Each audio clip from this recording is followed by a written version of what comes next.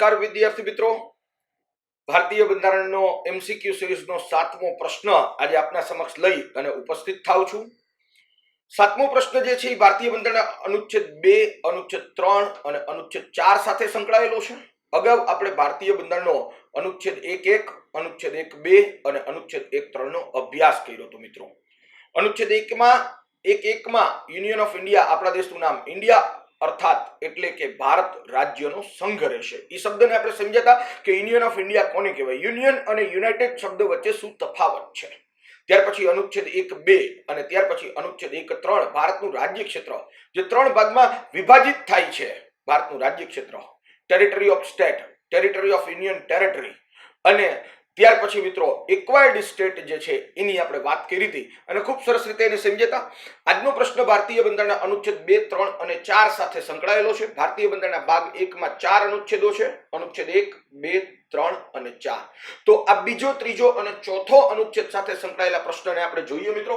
તો અહીંયા વાત કરી છે નીચેનામાંથી યોગ્ય વિકલ્પની પસંદગી કરો અને ત્યાર પછી એના માટે આપણને વિધાન આપવામાં આવ્યા છે। ટોટલ 3 વિધાન આપ્યા છે અને ત્યાર પછી આપણને A, B, C, D એવા 4 ઓપ્શન આપ્યા છે। આ વિધાનોમાંથી કયા વિધાનો સાચા છે અને કયા વિધાનો ખોટા છે એ આપણે નક્કી કરવાનું છે। તો અહીંયા પેલા અનુચ્છેદ 2 વિશેનું વિધાન આપ્યું છે કે ભારતીય બંધારણના અનુચ્છેદ 2 અંતર્ગત કેન્દ્ર સરકાર નવા રાજ્યોને સંઘમાં સામેલ કરી શકે અને નવા રાજ્યોની રચના કરી શકે મિત્રો। તો કેન્દ્ર સરકાર એટલે કે કેન્દ્રની ધારાસભા એટલે કે સંસદ વિશે અહીંયા વાત કરેલી છે કે સંસદ જે છે, સંસદ જે છે એ નવા રાજ્યોને સંઘમાં સામેલ કરી શકે અથવા નવા રાજ્યોની રચના કરી શકે। એટલે આ જે અનુચ્છેદ છે એની અંદર મિત્રો 2 વાત કરવામાં આવી છે। એક કે જે વિસ્તાર અત્યારે વર્તમાનમાં ભારતનો વિસ્તાર નથી, જે વિસ્તાર અત્યારે ભારતનો વિસ્તાર નથી, કોઈ બહારનો વિસ્તાર છે, એને ભારતમાં સામેલ કરવો હોય, ભારતના રાજ્ય ક્ષેત્રમાં સામેલ કરવો હોય તો એ સત્તા સંસદ પાસે છે। એટલે અનુચ્છેદ 2 માં 2 વસ્તુ ખાસ અગત્યની સમજવાની છે કે એક કે બહારના કોઈ વિસ્તારને ભારતની અંદર ઉમેરવો હોય તો અનુચ્છેદ 2 જે છે એ સત્તા સંસદને આપે છે કે સંસદ કોઈ બહારનો વિસ્તાર કે જે વર્તમાનમાં ભારતમાં નથી એવા કોઈ વિસ્તારને, એવા કોઈ રાજ્યને ભારતની અંદર સામેલ કરી શકે છે। અને બીજી વસ્તુ અહીંયા આપણને જોવા મળે છે મિત્રો કે કોઈ નવા રાજ્યની રચના કરી શકે છે। નવા રાજ્યની રચના એટલે અહીંયા આંધ્રપ્રદેશમાંથી તેલંગાણા બનાવવાની વાત નથી અનુચ્છેદ 2 માં, કે પંજાબમાંથી હરિયાણા બનાવવાની વાત નથી। અહીંયા વાત કરી છે કે નવા રાજ્યની સ્થાપના કરી શકે, નવા રાજ્યની રચના કરી શકે। કોઈ એવો વિસ્તાર હોય કે જે ખાલી છે અને ભારતને એમ થાય કે ત્યાં આપણે એક નવું રાજ્ય બનાવી એને પ્રસ્થાપિત કરી અને ભારત સાથે જોડી દઈએ તો એ કરી શકે છે મિત્રો। એટલે અહીંયા 2 વસ્તુ સમજવાની છે। એક, કોઈ બહારના રાજ્યને ભારતના સંઘમાં, યુનિયન ઓફ ઇન્ડિયામાં સ્ટેટ તરીકે સામેલ કરી શકાય। 36મા બંધારણીય સુધારા દ્વારા આપણે સિક્કિમને સામેલ કર્યું। ઓલરેડી સિક્કિમ એક વિસ્તાર હતો, રાજ્ય હતું જ, એક દેશ હતો જ। પેલા એને 35મા બંધારણીય સુધારા દ્વારા સહયોગી રાજ્ય કર્યું અને 36મા બંધારણીય સુધારા દ્વારા યુનિયન ઓફ ઇન્ડિયામાં એક રાજ્ય તરીકે આપણે એને સ્થાન આપ્યું। તો જે અત્યારે ભારતમાં નથી એને ભારતમાં સામેલ કરવા માટે અનુચ્છેદ 2, કોઈ વિસ્તારમાં રાજ્યની સ્થાપના કરી અને ભારત સાથે રાખવા માટે પણ અનુચ્છેદ 2। એટલે 2 વસ્તુ છે અહીંયા। ભારતમાં નવું રાજ્ય બનાવવું છે, ગુજરાતમાંથી સૌરાષ્ટ્ર બનાવવું છે, મહારાષ્ટ્રમાંથી મરાઠાવાડ અલગ બનાવવું છે તો અનુચ્છેદ 3 છે। એટલે પેલી મહત્વની વસ્તુ તો એ કે અનુચ્છેદ 2 અને 3 વચ્ચેનો તફાવત સમજવાનો છે। અનુચ્છેદ 3 એટલે અત્યારે જે અસ્તિત્વ ધરાવતા રાજ્યો કે કેન્દ્ર શાસિત પ્રદેશો છે એમાંથી કોઈ નવું રાજ્ય બનાવવું હોય તો એ અનુચ્છેદ 3 છે। પણ જે વર્તમાનમાં ભારતમાં છે જ નહીં અને ભારતમાં સામેલ કરવું છે, ભારતમાં પ્રવેશ આપવો છે કોઈ પણ વિસ્તારને રાજ્ય તરીકેનો, તો એના માટે મિત્રો અનુચ્છેદ 2 છે। એટલે 2 વસ્તુ યાદ રાખીએ કે સંસદ ભારતની અંદર કોઈ પણ બહારનો વિસ્તાર, બહારનું રાજ્ય છે એને ભારત સંઘમાં એટલે કે યુનિયન ઓફ ઇન્ડિયામાં સામેલ કરી શકે છે. અથવા તો બીજી વસ્તુ કે કોઈ નવા રાજ્યની સ્થાપના કરી શકે. કોઈ માની લ્યો કે ભારતે ટાપુ ખરીદો, ભારત દેશ ટાપુ ઉપર વસ્તી વસાવી અને ઈ ટાપુને રાજ્યનો દરજ્જો આપી અને ભારતમાં રાખી દેવું છે, તો એ જે ટાપુ છે ને એ રાજ્ય વસાવ્યું કહેવાય, રાજ્યની સ્થાપના કરી કહેવાય. તો એવું પણ કરી શકે છે. અનુચ્છેદ 2 વસ્તુ કહે છે. અનુચ્છેદ 2 એક તો કોઈને રાજ્ય તરીકે સામેલ કરી શકે અથવા તો નવું રાજ્ય સ્થાપી બી શકે. પણ એ કયું નવું રાજ્ય કે જે અત્યારે ભારતનું નથી એવું, એટલે બંને વાત છે. એટલે બે વસ્તુ છે.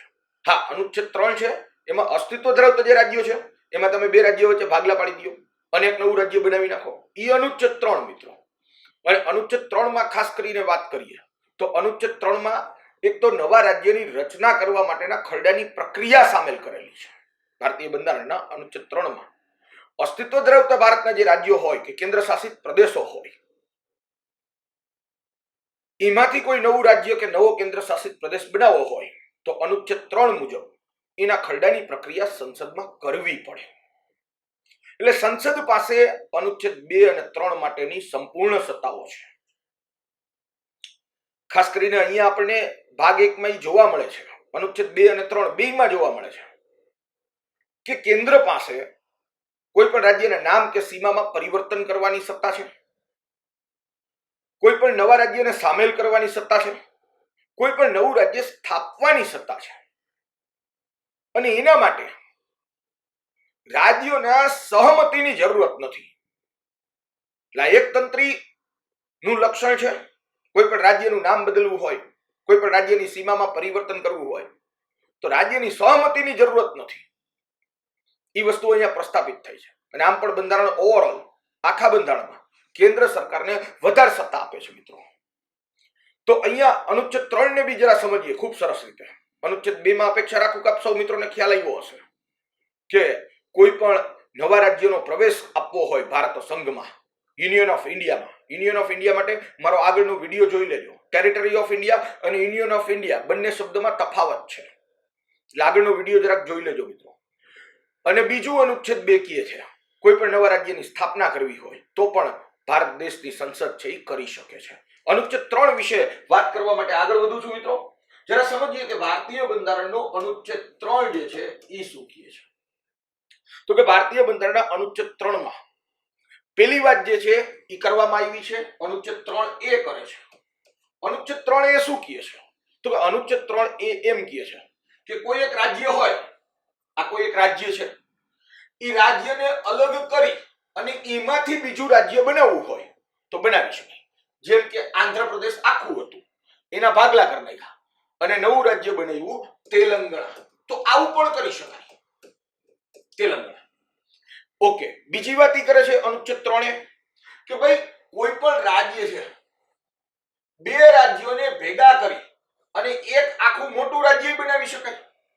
જેમ ભાગલા પાડીને બે અલગ અલગ રાજ્ય કરી શકાય એમ બે રાજ્યને ભેગા કરી એક રાજ્ય બનાવવું હોય તો પણ બનાવી શકાય. ત્રીજી વાત કરે છે અનુચ્છેદ 3 એ કે ભાઈ કોઈ બે રાજ્ય છે, એ બે રાજ્યનો થોડો થોડો વિસ્તાર લઈ અને એક નવું રાજ્ય બનાવી શકાય. બે રાજ્ય અલગ અલગ છે, એ બેનો થોડો થોડો વિસ્તાર ભેગો કરી અને એક નવું રાજ્ય બનાવી શકાય. ત્રીજી વાત કરવામાં આવી છે અનુચ્છેદ 3B માં. આ એની વાત થઈ. અનુચ્છેદ 3A શું શું કરી શકે તો કે એક જ રાજ્યના બે ભાગલા કરીને નવું રાજ્ય બનાવી શકાય, બે રાજ્યોને ભેગા કરીને એક નવું રાજ્ય બનાવી શકાય, બે અલગ અલગ રાજ્યોનો વિસ્તાર ભેગો કરી અને નવું રાજ્ય બનાવી શકાય. ઓકે. ત્યાર પછી મિત્રો અનુચ્છેદ 3 ની અંદર બીજો અનુચ્છેદ આપ્યો છે અનુચ્છેદ 3B. અનુચ્છેદ 3B એમ કહે છે કે કોઈ પણ રાજ્યની સીમામાં વધારો કરી શકાય. આ એક રાજ્ય હોય, આ બીજું રાજ્ય હોય, તો હવે તમે એવું કરી શકો કે આ રાજ્ય છે એની સીમામાં વધારો કરી શકો, આ રાજ્ય તમે નાનું કરી શકો, આ રાજ્ય તમે મોટું કરી શકો. અનુચ્છેદ 3C પણ એની સાથે સંલગ્ન છે. અને અનુચ્છેદ 3C શું કહે છે તો કે અનુચ્છેદ 3C એમ કહે છે કે કોઈ પણ રાજ્યના વિસ્તારમાં ઘટાડો પણ કરી શકાય. કોઈ પણ રાજ્યના સીમામાં ઘટાડો પણ કરી શકાય અને કોઈ પણ રાજ્યની સીમામાં કોઈ પણ પ્રકારનું પરિવર્તન કરવું હોય એ ખાસ કરીને કરી શકાશે. એના વિશે અનુચ્છેદ 3 A, B, C અને D વાત કરે છે. હવે મહત્વની વાત યાદ રાખવાની છે. આ અનુચ્છેદ આપણે યાદ રાખશું મિત્રો. અનુચ્છેદ 3E. અનુચ્છેદ 3E કોઈ પણ રાજ્યના નામમાં પરિવર્તન કરવું હોય તો અનુચ્છેદ 3E. અનુચ્છેદ ABCD જે છે 4 અનુચ્છેદ એ સીમા સાથે સંલગ્ન છે, વિસ્તારમાં પરિવર્તન કરવાની વાત કરે છે, પણ અનુચ્છેદ 3E જે છે એ નામમાં પરિવર્તન કરવાની સત્તા આપે છે સંસદને. કોઈ પણ રાજ્યના નામમાં પરિવર્તન કરી શકાય. પોંડિચેરીનું નામ પુડુચેરી કર્યું, નામમાં પરિવર્તન કર્યું. હજી કદાચ એવું થાય કે ગુજરાતનું નામ ગુર્જર પ્રદેશ કરવું છે તો પહેલી વસ્તુ કોણ કરી શકશે તો કે સંસદ કરી શકશે. અને બીજી વસ્તુ એ કેટલામાં અનુચ્છેદ અંતર્ગત કરી શકશે? અનુચ્છેદ 3E અંતર્ગત કરી શકશે. આ અનુચ્છેદની વાત થઈ. હવે આની અંદર કોઈ પણ રાજ્યના નામમાં પરિવર્તન કરવું છે, કોઈ પણ નવા રાજ્યની રચના કરવી છે કે કોઈ પણ રાજ્યની સીમામાં પરિવર્તન કરવું છે તો એના ખરડાની પ્રક્રિયા કેવી રહેશે એના વિશે અનુચ્છેદ 3 માં મિત્રો વાત કરવામાં આવી છે. ખૂબ પરીક્ષા માટે ખૂબ જ અગત્યની વાત સમજાવવા માટે જઈ રહ્યો છું કે કોઈ પણ રાજ્યના નામમાં પરિવર્તન કરવું હોય કે સીમામાં પરિવર્તન કરવું હોય તો એના ખરડાની પ્રક્રિયા કેવી રીતે થશે. તો કે પહેલી વસ્તુ તો એ કે અનુચ્છેદ 3 મુજબ સંસદમાં કોઈ પણ રાજ્યના નામમાં પરિવર્તન માટેનો કે સીમામાં પરિવર્તન માટેનો ખરડો મૂકવો હોય તો રાષ્ટ્રપતિની ભલામણથી જ સંસદમાં રજૂ કરી શકાશે. પહેલી વસ્તુ તો આ યાદ રાખો. કોઈ રાજ્યના નામમાં પરિવર્તન કરવાનો, કોઈ રાજ્યની સીમામાં પરિવર્તન કરવાનો ખરડો છે તો સીધે સીધો સંસદમાં નહીં રજૂ કરી શકાય. રાષ્ટ્રપતિની ભલામણથી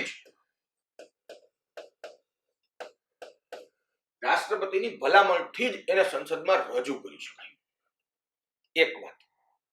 બીજી મહત્વની વસ્તુ એ કે રાષ્ટ્રપતિએ આ ખરડાને જે રાજ્યોની સીમામાં પરિવર્તન થતું હોય અથવા તો જે રાજ્યના નામમાં પરિવર્તન થતું હોય એ રાજ્યની વિધાનસભામાં મોકલવો ફરજિયાત છે. મતલબ કે પ્રભાવી રાજ્યોની,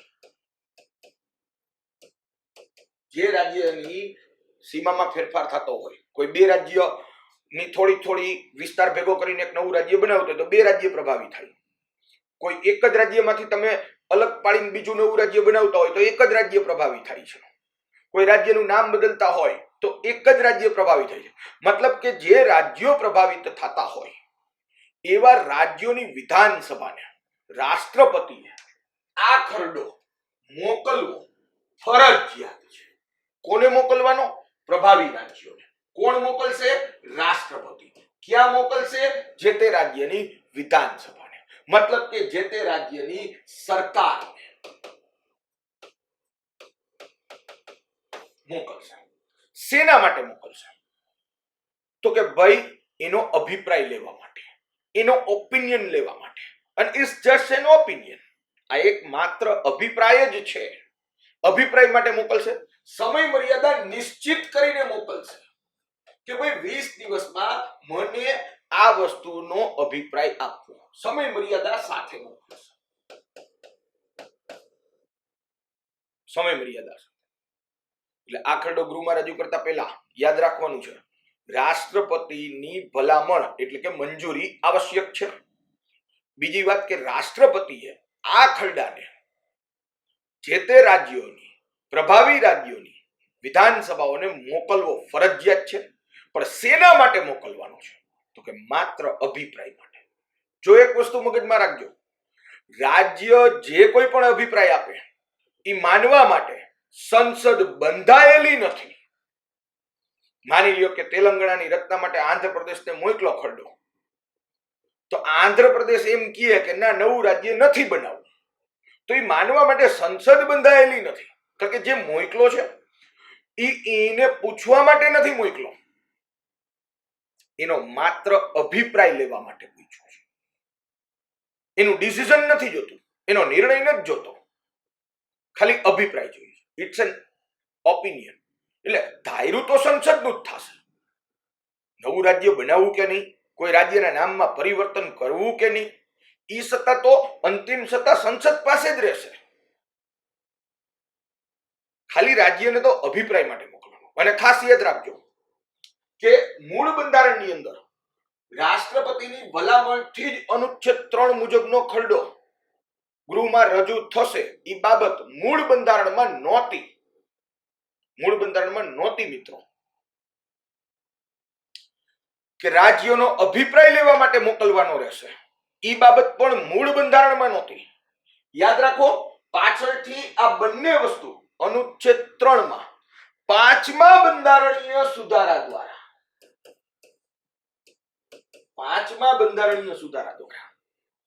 1955 માં દાખલ કરી.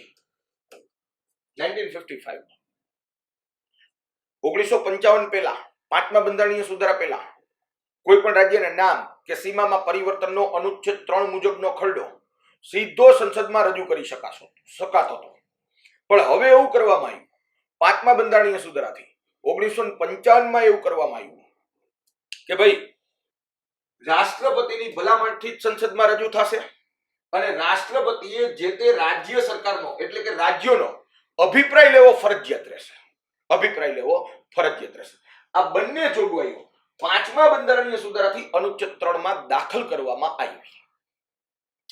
હવે અહીંયા માની લ્યો કે કોઈ રાજ્ય માટે રાષ્ટ્રપતિ એ મોકલો તો અભિપ્રાય આવી ગયો અને રાષ્ટ્રપતિએ ભલામણ કરી કે ભાઈ સંસદમાં રજૂ કરો. રાષ્ટ્રપતિએ મંજૂરી આપી કે સંસદમાં રજૂ કરો અને સંસદમાં રજૂ થયો. લોકસભા અને રાજ્યસભામાં રજૂ થયો. સંસદના બે ગૃહો, લોકસભા અને રાજ્યસભા, અહીંયા રજૂ થયો. હવે અહીંયા પાછો કેવી બહુમતીથી આ ખરડો પસાર કરવાનો એ ખાસ ધ્યાન રાખજો. વિશિષ્ટ બહુમતીથી નહીં, હાજરના 2/3 ને કુલના 51% નહીં. અથવા તો આ ખરડા માટે એક વાક્ય બોલું છું, રાજ્યોની સહમતીની જરૂરત નથી, માત્ર અભિપ્રાય લેવાનો છે. એટલે રાજ્યોને પૂછવા જવાની જરૂરત નથી. અહીંયા વિશિષ્ટ બહુમતી નથી. યાદ રાખજો કે અનુચ્છેદ 3 મુજબના ખરડામાં સાદી બહુમતીનો ઉપયોગ કરવાનો છે. મતલબ લોકસભા અને રાજ્યસભામાંથી આ ખરડો સાદી બહુમતીથી પસાર કરવાનો રહેશે.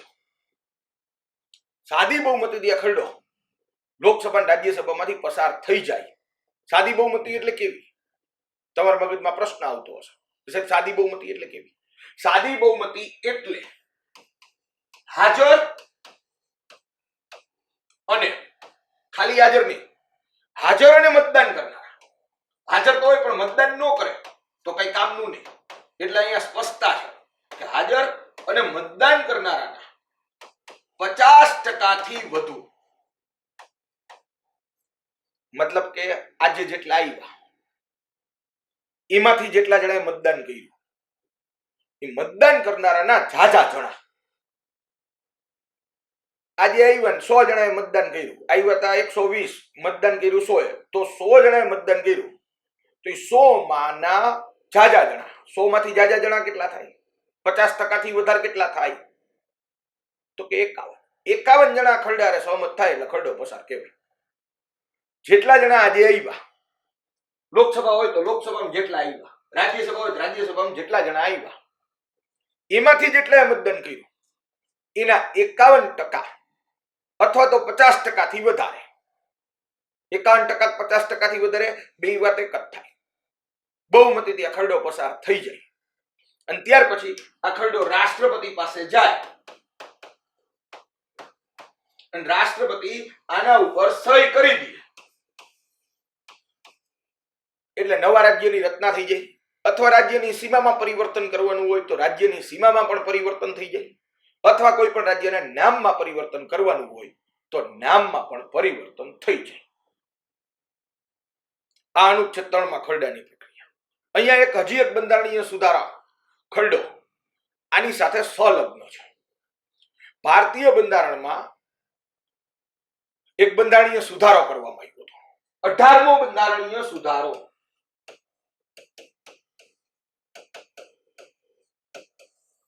18મો બંધારણીય સુધારો. આજે 18મો બંધારણીય સુધારો હતો એ જ્યારે પંજાબમાંથી હરિયાણાને નવું રાજ્ય બનાવવાનો હતો અને ચંદીગઢને કેન્દ્ર શાસિત પ્રદેશ બનાવવાનો જ્યારે પ્રશ્ન હતો એ સમયગાળાની અંદર એક 18મો બંધારણીય સુધારો કરવામાં આવ્યો. 18મો બંધારણીય સુધારામાં સ્પષ્ટતા કરવામાં આવી કે ભાઈ કોઈ પણ કેન્દ્ર શાસિત પ્રદેશ જો પ્રભાવિત થતો હોય તો કેન્દ્ર શાસિત પ્રદેશ માટે રાષ્ટ્રપતિએ અભિપ્રાય લેવા માટે ખરડો મોકલવાની કોઈ જરૂરત નથી, કારણ કે ઓલરેડી કેન્દ્ર શાસિત પ્રદેશ જ છે અને ઓલરેડી ભારતીય બંધારણના અનુચ્છેદ 240 અંતર્ગત કોઈ પણ કેન્દ્ર શાસિત પ્રદેશ માટેના નિયમો રાષ્ટ્રપતિ પોતે જ બનાવતો, કારણ કે કેન્દ્રનો જ વિસ્તાર છે ને, એ થોડું રાજ્ય છે, યુનિયન ટેરેટરી છે, એ કઈ સ્ટેટ તો છે નહીં, તો એ રાજ્ય નથી એટલે એનો અભિપ્રાય લેવાની જરૂરત નથી. અનુચ્છેદ 3 થી કોઈ પણ કેન્દ્ર શાસિત પ્રદેશનું તમે નામ બદલો, કોઈ પણ કેન્દ્ર શાસિત પ્રદેશની સીમામાં તમે પરિવર્તન કરો કે કોઈ પણ કેન્દ્ર શાસિત પ્રદેશ માટે તમે કંઈ પણ કરશો તો એના માટે રાષ્ટ્રપતિ કેન્દ્ર શાસિત પ્રદેશની કોઈ સંસ્થા કે એના ઉપરાજ્યપાલ કે પ્રશાસક એની મંજૂરી લેવા જવાની કે એનો અભિપ્રાય લેવા જવાની કોઈ જ જરૂરત નથી, એમ 18મો બંધારણીય સુધારો કહે છે. હા, કોઈ રાજ્યના નામમાં પરિવર્તન કરતા હોય, કોઈની સીમામાં પરિવર્તન કરતા હોય, કોઈ નવા રાજ્યની રચના કરતા હોય, જો રાજ્ય સાથે સંલગ્ન બાબત હોય તો રાજ્ય માટે રાજ્યનો અભિપ્રાય લેવો રાષ્ટ્રપતિ માટે ફરજિયાત છે. કેટલા સમયમાં એને અભિપ્રાય આપી દેવાનો એ સમય મર્યાદા પણ રાષ્ટ્રપતિ નક્કી કરે છે અને એ ખરડાને રજૂ કરવા માટેની ભલામણ પણ રાષ્ટ્રપતિ કરે છે. અને આ જે બે બાબતો છે કે રાજ્યનો અભિપ્રાય લેવાનો અને રાષ્ટ્રપતિની ભલામણથી જ આ ખરડો સંસદમાં રજૂ થશે, એ બંને બાબતો 5મા બંધારણીય સુધારા હારે સંલગ્ન છે. 18મા બંધારણીય સુધારા હારે કેન્દ્ર શાસિત પ્રદેશની વાત છે કે કોઈ પણ કેન્દ્ર શાસિત પ્રદેશની નામ કે સીમામાં પરિવર્તન વખતે રાષ્ટ્રપતિએ કેન્દ્ર શાસિત પ્રદેશની કોઈ પણ સંસ્થા કે કોઈ પણ હોદ્દા પાસે અભિપ્રાય લેવાની જરૂરત નથી, એમ 18મો બંધારણીય સુધારો કહે છે. આપને અનુચ્છેદ 3 વિશે ખૂબ સરસ મજાનો ખ્યાલ આવ્યો હશે. હવે ખાસ આજે મારે તમને અભ્યાસ કરાવવો છે બેરુબાડી કેસ. આ બેરુબાડી કેસ જે છે એ શું છે એને જરાક આપણે સમજવાનો પ્રયત્ન કરીએ. હા, બીજું કે એક અનુચ્છેદ 3માં ખરડો ખાસ યાદ રાખજો કે કેવી બહુમતીથી પસાર કરવાનો હોય છે? સાદી બહુમતીથી. સાદી બહુમતી એટલે શું? તો કે હાજર અને મતદાન કરનારાના 50% થી વધુ એટલે કે 51% થી પસાર કરવાનો હોય છે. ઓકે, હવે બીજી વાત ખાસ બેરુબાડી કેસ વિશે કરવી હતી. આપ સૌએ આ ખૂબ જ ચર્ચિત કેસ, સુપ્રીમ કોર્ટના ચુકાદાનો આ કેસ જે છે એ તમે બધાએ સાંભળેલો હશે.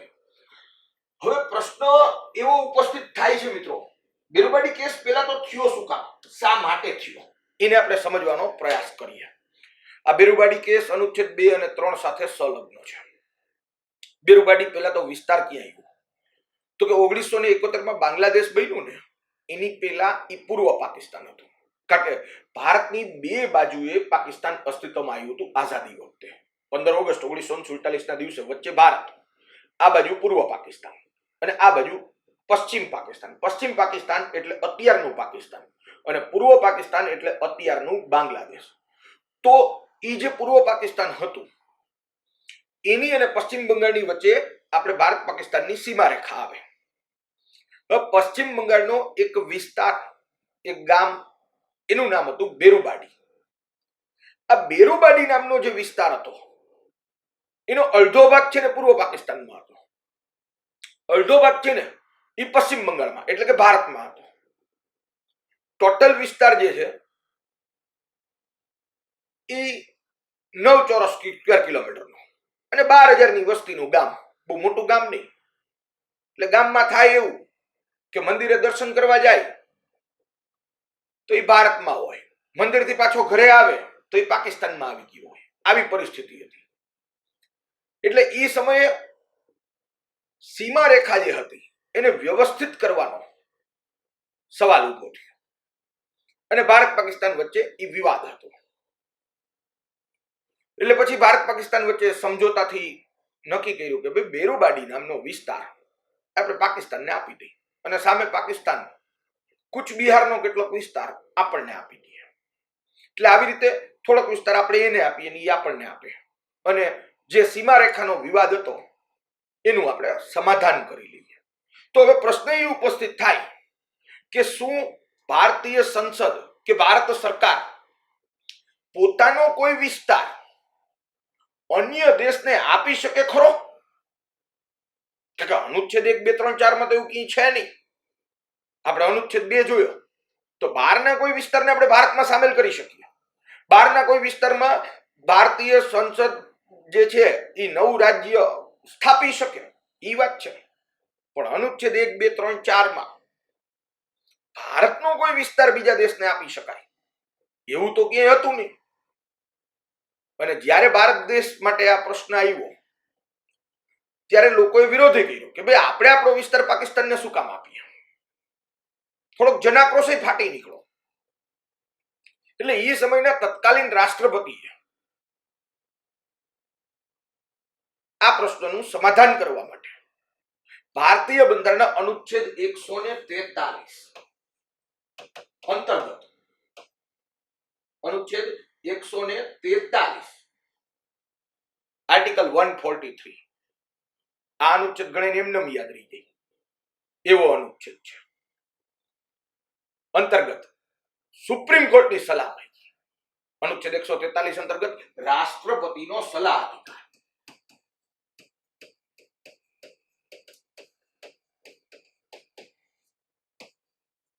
રાષ્ટ્રપતિનો સલાહ અધિકાર અનુચ્છેદ 143 રાષ્ટ્રપતિને સલાહ આપે છે કે ભાઈ રાષ્ટ્રપતિને જ્યારે પણ સુપ્રીમ કોર્ટની સલાહની જરૂરત ઊભી થાય તો રાષ્ટ્રપતિ સુપ્રીમ કોર્ટની સલાહ માંગી શકે. એટલે રાષ્ટ્રપતિએ આ બાબતે સુપ્રીમ કોર્ટની સલાહ માંગી. સલાહ શું માંગી? તો કે ભાઈ ભારતની સંસદ અને ભારત દેશ બંધારણ મુજબ પોતાનો કોઈ વિસ્તાર અન્ય દેશને આપી શકે ખરો? કે પછી બંધારણ મુજબ નથી આપી શકતો તો બંધારણમાં સુધારો કરીને આપી શકે ખરો? આ પ્રશ્ન એ સમયના તત્કાલીન રાષ્ટ્રપતિએ અનુચ્છેદ 143 નો સલાહ અધિકારનો ઉપયોગ કરીને સુપ્રીમ કોર્ટને પૂછ્યો. બંધારણનું અર્થઘટન કરવાની સત્તા સુપ્રીમ કોર્ટ પાસે હોય એટલે સુપ્રીમ કોર્ટે સ્પષ્ટ શબ્દોમાં કીધું કે ભાઈ ભારતીય બંધારણમાં ભારતની સરકાર કે ભારતની સંસદ પોતાનો વિસ્તાર અન્ય દેશને આપી શકે એવી જોગવાઈ અનુચ્છેદ 2 કે 3 ક્યાંય જ નથી. પહેલી વાત તો આ. બીજું કે એક રીતે આપી શકે તો કે કઈ રીતે? તો એના માટે બે બાબત કીધી છે સુપ્રીમ કોર્ટે. ખાસ યાદ રાખજો. કઈ બે બાબત? તો કે એક ઈ કીધું કે ભાઈ બેરુબાડી નામનો જે વિસ્તાર છે બેરુબાડી એ બેરુબાડી નામનો વિસ્તાર બંધારણમાં સુધારો કરી અને ભારતીય બંધારણના પરિશિષ્ટ 1 માંથી હટાવી દો. મતલબ કે તમે બંધારણમાં સુધારો કરી અને એવું કરી નાખો કે આ વિસ્તાર અમારો છે જ નહીં અને પછી તમે પૂર્વ પાકિસ્તાનને આપી દો. એક આ રસ્તો થઈ શકે. સુપ્રીમ કોર્ટે બીજી સલાહ આપી કે બીજું એવું કરી શકો કે ભારતીય બંધારણના અનુચ્છેદ 3 માં તમે એવું લખી નાખો કે ભારતીય સંસદ અનુચ્છેદ 3 માં અનુચ્છેદ 359 થી બંધારણીય સુધારો કરી. બંધારણીય સુધારા ખરડો એટલે અનુચ્છેદ 359. આખા બંધારણમાં કોઈ પણ જગ્યાએ કંઈ પણ પ્રકારના ફેરફાર કરવા હોય તો 359 ના ઉપયોગથી થાય. તો અહીંયા સુપ્રીમ કોર્ટે બીજી સલાહ આપી કે અનુચ્છેદ 3 માં એવું સ્પષ્ટ શબ્દોમાં તમે લખી નાખો કે ભાઈ ભારતની સંસદ પોતાના કોઈ વિસ્તાર અન્ય દેશને આપી શકશે. આવું તમે લખી નાખો. એક રસ્તો આ છે. અને બીજો રસ્તો એ કે આ બેરુબાડી નામનો વિસ્તાર ભારતનો છે જ નહીં એના માટે એને પ્રથમ પરિશિષ્ટ માંથી કાઢી નાખો. હવે આપણો વિસ્તાર છે જ નહીં એવું તમે કહી દો તો પછી ભલે બીજાનો થાય તો વાંધો નથી.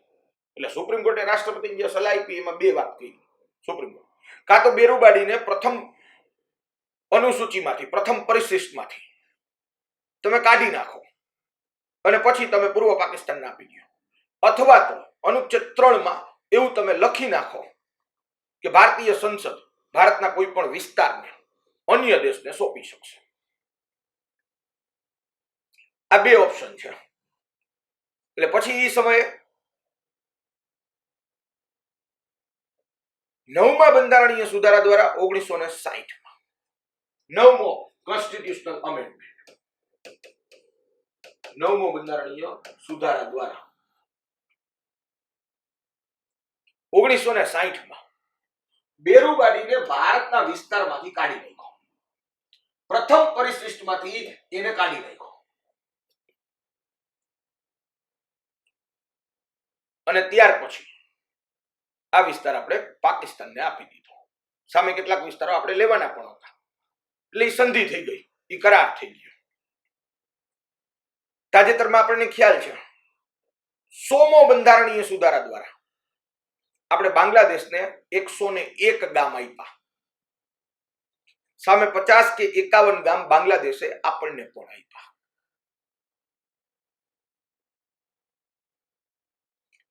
એટલે બંધારણીય સુધારો કર્યો આવી રીતે કે પ્રથમ અનુસૂચિમાંથી એનું સ્થાન હટાવી દેવામાં આવે અને પછી બીજા દેશને સોંપી દેવામાં આવે. પણ આવું તો હવે કેટલીક વાર કરવું. એટલે 1969 સુપ્રીમ કોર્ટમાં એક કેસ થયો હતો 1969 સમજો જરા. પ્રશ્ન એ છે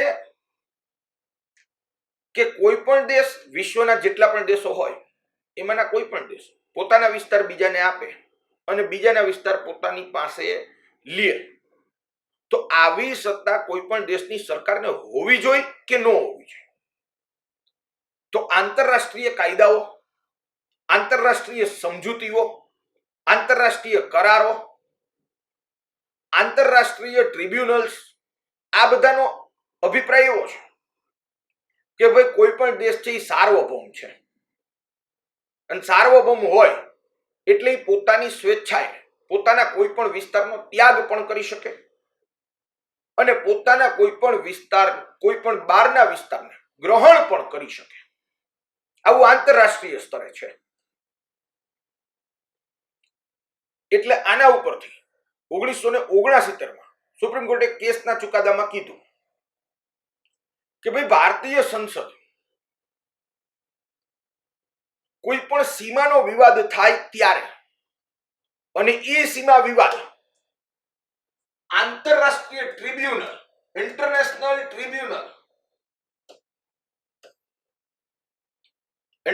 ટ્રિબ્યુનલ, આંતરરાષ્ટ્રીય અધિકરણ પાસે ગયો હોય, ભારતનો કોઈ પણ પ્રકારનો સીમા વિવાદ, શું કહે છે સુપ્રીમ કોર્ટ 1969 એની હું વાત કરું છું કે કોઈ પણ સીમા વિવાદ થયો હોય અને આ સીમા વિવાદ ઇન્ટરનેશનલ ટ્રિબ્યુનલ, આંતરરાષ્ટ્રીય અધિકરણમાં ગયો હોય અને ઈ અધિકરણમાં અન્ડરસ્ટેન્ડિંગ થઈ હોય, મ્યુચ્યુઅલ અન્ડરસ્ટેન્ડિંગ થઈ હોય અને પછી સંસદને એવું લાગે કે આ વિસ્તાર આપણે બીજાને સોંપવા જેવો છે, આ વિસ્તારનો આપણે ત્યાગ કરવા જેવો છે, જો ઇન્ટરનેશનલ ટ્રિબ્યુનલમાં ગયો હોય તો જ. એમને બે દેશ વચ્ચેની સમજૂતી હોય, સંધિ હોય, કરાર હોય તો એના માટે સુપ્રીમ કોર્ટ નથી કહેતી. એમાં તો બંધારણીય સુધારો કરીએ જ છીએ. બેરુબાડીમાં કર્યો, બાંગ્લાદેશ વખતે 100મો બંધારણીય સુધારો કર્યો. હું એની વાત નથી કરતો. હું વાત કરું છું કોઈ પણ 2 કે 3 દેશો વચ્ચે સીમાનો વિવાદ થયો અને ઇન્ટરનેશનલ ટ્રિબ્યુનલમાં ગયો અને ત્યાં કોઈ મ્યુચ્યુઅલ અન્ડરસ્ટેન્ડિંગ સધાણી અને અહીંયા ભારતની સંસદને એમ લાગે કે આ વિસ્તાર આ દેશને સોંપવા જેવો છે, મ્યુચ્યુઅલ અન્ડરસ્ટેન્ડિંગ થી લાગે, ઇન્ટરનેશનલ ટ્રિબ્યુનલમાં કેસ ચાલ્યા પછી ભારતીય સંસદને લાગે, ભારત સરકારને લાગે, વડાપ્રધાનને, મંત્રીમંડળને લાગે તો એવા વિસ્તારને ભારત સરકાર અન્ય દેશને સોંપી શકે છે અને યાદ રાખજો કે એના માટે ઇન્ટરનેશનલ ટ્રિબ્યુનલમાં સોલ્વ થઈ ગયેલા વિવાદને ભારત સરકારને યોગ્ય લાગે તો ફરજિયાત નથી ભારત સરકાર માટે કોઈ અન્ય વિસ્તાર પોતાનો વિસ્તાર અન્ય દેશને સોંપે તો એના માટે બંધારણીય સુધારો કરવાની જરૂરત નથી. બંધારણીય સુધારો કરી અને પછી આપવાની જરૂરત નથી. સમજજો મારી વાત. પણ ક્યારે ઇન્ટરનેશનલ ટ્રિબ્યુનલમાં મ્યુચ્યુઅલ અન્ડરસ્ટેન્ડિંગ થઈ હોય ત્યારે ભારત સરકારે પોતાનો કોઈ વિસ્તાર અન્ય દેશને સોંપવો હોય તો એના માટે ભારતીય સંસદે બંધારણીય સુધારો કરવાની જરૂરત નથી મિત્રો. કોઈ બે દેશ વચ્ચેનો કરાર હોય કે સંધિ હોય તો પછી એમાં બંધારણીય સુધારો કરવો પડે. પણ ઇન્ટરનેશનલ ઓર્ગેનાઇઝેશનના ઇન્ટરનેશનલ લો મુજબ મ્યુચ્યુઅલ અન્ડરસ્ટેન્ડિંગ થી સોંપવો હોય તો સોંપી શકાશે. અહીંયા બેરુબાડી જે છે એના માટે 1960માં 9મા બંધારણીય સુધારાથી આપણે આ વિસ્તાર પ્રથમ અનુસૂચિમાંથી હટાવ્યો અને પછી આપણે પાકિસ્તાનને સોંપ્યો. હવે તમે એ વિચારો કે ભાઈ તમે અનુચ્છેદ 2 અને અનુચ્છેદ 3 નો જ્યારે ઉપયોગ કરો ત્યારે પરિવર્તન ક્યાં આવે? તમે અનુચ્છેદ 3 નો ઉપયોગ કરો, ધ્યાન આપજો મિત્રો, તો શું કરો છો? કાં તો કોઈ રાજ્યના નામમાં પરિવર્તન કરો છો, કાં તો સીમામાં પરિવર્તન. એવી જ રીતે અનુચ્છેદ 2 નો ઉપયોગ કરો છો તો તમે શું કરો છો? તો કે કાં તો તમે બહારના વિસ્તારને ભારતમાં પ્રવેશ આપો છો અથવા તો તમે તમારી રીતે કોઈ નવું રાજ્ય બનાવો છો. કેવી રીતે બનાવો છો એ વાત અગાઉ મેં કહી. તો આ તમે કરશો, અનુચ્છેદ 2 કે અનુચ્છેદ 3 નો ઉપયોગ કરશો એટલે થાશે શું ખબર છે? પ્રથમ પરિશિષ્ટમાં પરિવર્તન આવશે. કેમ ભાઈ? પ્રથમ પરિશિષ્ટમાં શા માટે પરિવર્તન આવશે? કારણ કે પ્રથમ પરિશિષ્ટમાં ભારતના તમામ રાજ્યો અને કેન્દ્ર શાસિત પ્રદેશોના નામ અને સીમા આપેલા છે. હવે અનુચ્છેદ 3 મુજબ તમે કોઈ રાજ્યનું નામ બદલો કે ભાઈ પોંડિચેરીનું નામ પુડુચેરી, તો એ ફેરફાર અહીંયા પ્રથમ પરિશિષ્ટમાં તો કરવો જ પડશે ને. કારણ કે પ્રથમ પરિશિષ્ટમાં શું આપ્યું છે? તો કે ભારતના રાજ્યો અને કેન્દ્ર શાસિત પ્રદેશોના નામ ને સીમા. તમે કોઈ નવા રાજ્યની રચના કરશો, એકમાંથી બે રાજ્ય બનાવશો, બે રાજ્ય ભેગા કરીને એક રાજ્ય બનાવશો કે બે રાજ્યનો થોડો થોડો વિસ્તાર લઈ અને એક નવું જ રાજ્ય બનાવશો, તો તમે આવું કંઈ પણ કરશો તો જે તે રાજ્યની સીમામાં પરિવર્તન તો આવશે જ. તો એ પરિવર્તન આવશે ક્યાં? તો કે પ્રથમ પરિશિષ્ટમાં. બીજું, તમે ભારતમાં કોઈ નવા રાજ્યને સામેલ કરો તો રાજ્યનું નામ તો તમારે પ્રથમ પરિશિષ્ટમાં લખવું પડશે. તમે સિક્કિમ સામેલ કર્યું હતું તો પ્રથમ પરિશિષ્ટમાં લખવું પડશે. ચાહે કેન્દ્ર શાસિત પ્રદેશ તરીકે કરો કે રાજ્ય તરીકે કરો, લખવું તો પડશે પ્રથમ પરિશિષ્ટમાં. ગોવા કર્યું હતું, દાદરા નગર હવેલી, દીવ કર્યા હતા. તો ભૂતકાળની અંદર જે કોઈ પણ નવા રાજ્યોને આપણે પ્રવેશ આપ્યો અથવા તો નવા રાજ્યો આપણે સ્થાપ્યું તો એને અહીંયા પ્રથમ પરિશિષ્ટમાં દર્શાવવું પડશે. એનું ભૌગોલિક ક્ષેત્ર દર્શાવવું પડશે અને એનું નામ પણ દર્શાવવું પડશે. એનો વિસ્તાર કેટલો એટલે ભૌગોલિક ક્ષેત્ર, અને નામ પણ દર્શાવવું પડશે. તો તમે જ્યારે અનુચ્છેદ 2 અને 3 નો ઉપયોગ કરો છો ત્યારે પરિવર્તન ક્યાં આવે છે? તો કે એક તો પ્રથમ પરિશિષ્ટમાં પરિવર્તન આવે છે. બીજું કે પરિશિષ્ટ 4 માં પરિવર્તન આવે છે. પરિશિષ્ટ 4. પરિશિષ્ટ 4 માં શું છે? પરિશિષ્ટ 4 માં છે મિત્રો રાજ્યસભાની સીટોની ફાળવણી.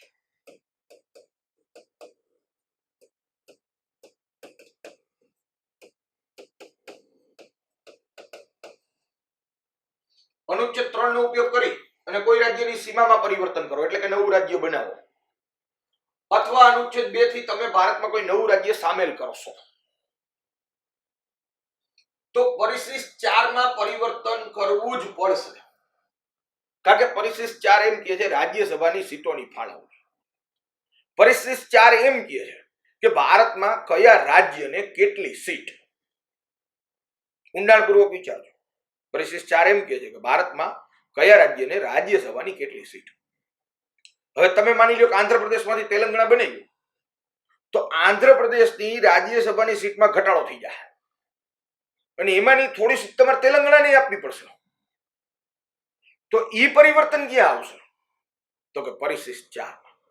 એટલે તમે કોઈ નવું રાજ્ય બનાવો અથવા તો કોઈ બહારના રાજ્યને ભારતમાં પ્રવેશ આપો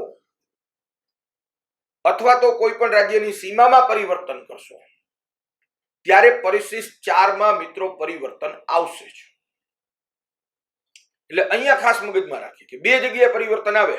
અનુચ્છેદ 2 અને 3 ના ઉપયોગથી બે જગ્યાએ પરિવર્તન આવે. એક આવે પ્રથમ પરિશિષ્ટમાં અને બીજું આવે પરિશિષ્ટ 4માં. કારણ કે પરિશિષ્ટ 4માં રાજ્યસભાની સીટોની ફાળવણી છે. ગુજરાતમાંથી સૌરાષ્ટ્ર નવું રાજ્ય બનાવીએ તો ગુજરાતની રાજ્યસભાની સીટ 11 છે, એમાં ઘટાડો તો કરવો પડશે કે એમાંથી થોડીક સૌરાષ્ટ્રની આપવી પડશે. નવું રાજ્ય બનશે અનુચ્છેદ 3 થી, નવું નામ આપશે સૌરાષ્ટ્ર અને સીમામાં પરિવર્તન થશે. તો આ વસ્તુ છે મિત્રો. જોઈએ પ્રશ્નો ઉપર પાછા ફરીથી જઈએ. અનુચ્છેદ 2 અંતર્ગત કેન્દ્ર નવા રાજ્યોને સંઘમાં સામેલ કરી શકે અને નવા રાજ્યની સ્થાપના કરી શકે, મતલબ કે રચના કરી શકે. આ વિધાન સાચું છે મિત્રો. બીજું કીધું કે સંસદ ભારતીય રાજ્ય ક્ષેત્રના કોઈ પણ ભૂભાગને અન્ય દેશને સોંપી શકે. તો કે અન્ય દેશને સોંપી શકે બંધારણીય સુધારો કરીને, એક વાત.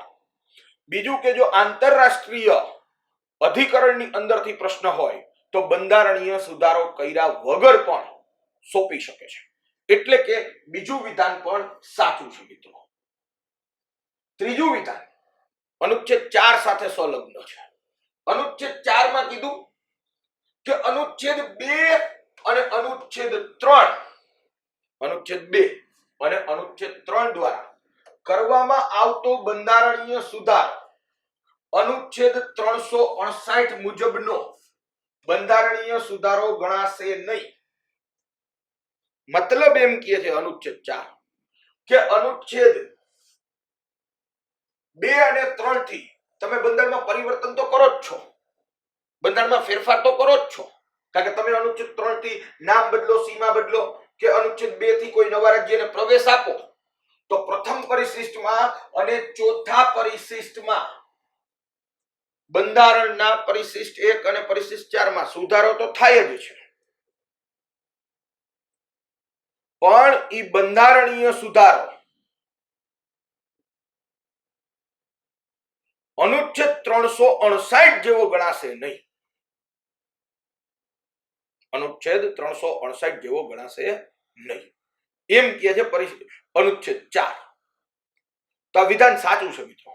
કારણ કે તમે અનુચ્છેદ 2 અને અનુચ્છેદ 3 ના ઉપયોગથી બંધારણમાં તમે પરિવર્તન તો કરો જ છો, ફેરફાર તો કરો જ છો.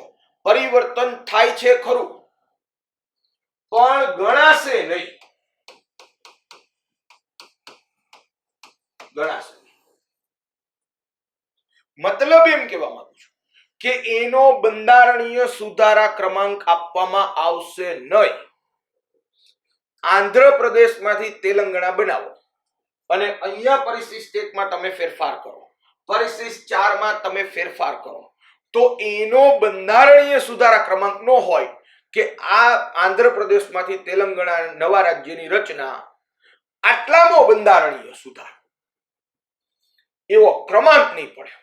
એટલે આવું ના જેવું છે કે ભાઈ તમે અનુચ્છેદ 2 અને અનુચ્છેદ 3 થી બંધારણમાં સુધારો કરો તો થાય ખરો પણ ગણાય નહીં.